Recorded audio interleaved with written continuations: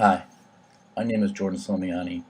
This is my digital story for my trip to Kenya in 2016 with the Western Carolina HESA program. This was not my first trip out of the country, but going back to Africa after so many years was a very interesting experience for me. The main things that shocked me while I visited Kenya were the following: the dining facilities at the University of Nairobi, the living facilities at each of the universities, and the kindness of the people who we came across. Based on the things that I experienced overseas, it makes me much more thankful for the things that I have and makes me realize how fortunate I am as a person that lives here in the United States. A trip like this makes you look at all the things you take for granted in life on a day-to-day basis. The dining facilities at the University of Nairobi were limited, to say the least. The students didn't have the choices that we do by any means. There was a kitchen and there was a staff that prepared a meal, and if the students chose to eat it, they ate it. If they chose not to, then they would be on their own to eat, whether off campus or to make their own food. The living facilities at each of the universities were nowhere near my Madison dorm or any of our dorms for that fact.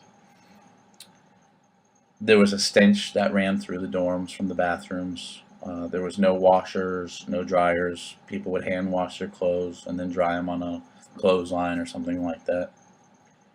But maybe the most amazing thing was the kindness of the people.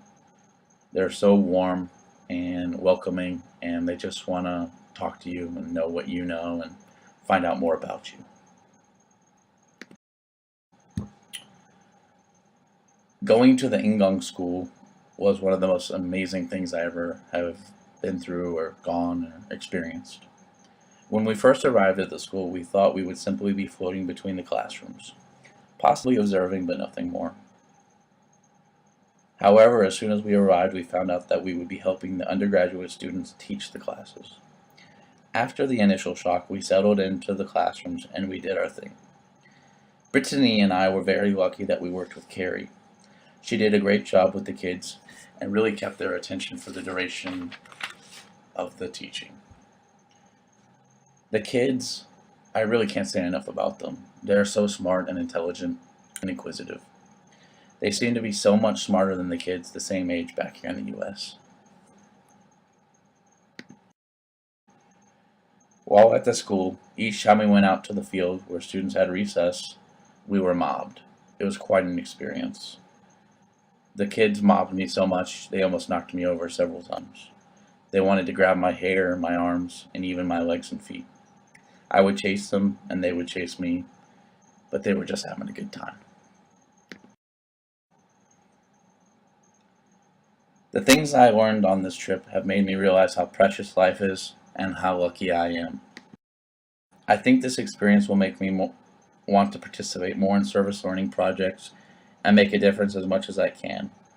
It is important to make sure that I do more similar study abroad trips in the future that I feel like I can leave a footprint on.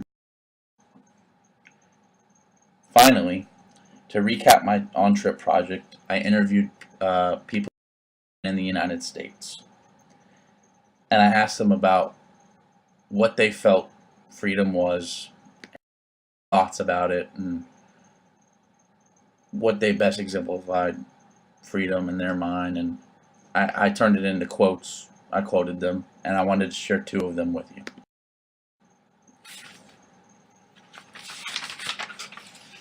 The first quote I wanted to share with you was by my dad. My dad said, "Freedom is the right to choose to be religious or choose not to be." And I think that this best exemplifies the United States.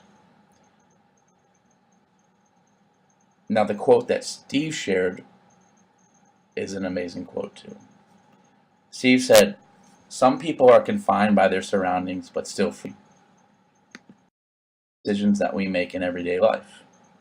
And I think what he meant by this was, For example, if you live in a village in Kenya, you might be a free person, but you are not free, and you don't have access to the same things that Steve or Ronnie or Sarah has in everyday life. And I thought that was an interesting perspective. Finally, based on my project, I found that Kenyans look at freedom much the same way that we do. However, they look at freedom in a different way a little bit, and we'll go into that. The most interesting conversation I had was with Steve, as I had said before.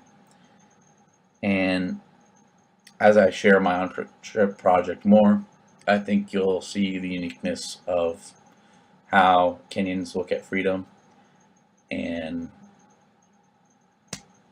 you'll appreciate that. Thanks for watching.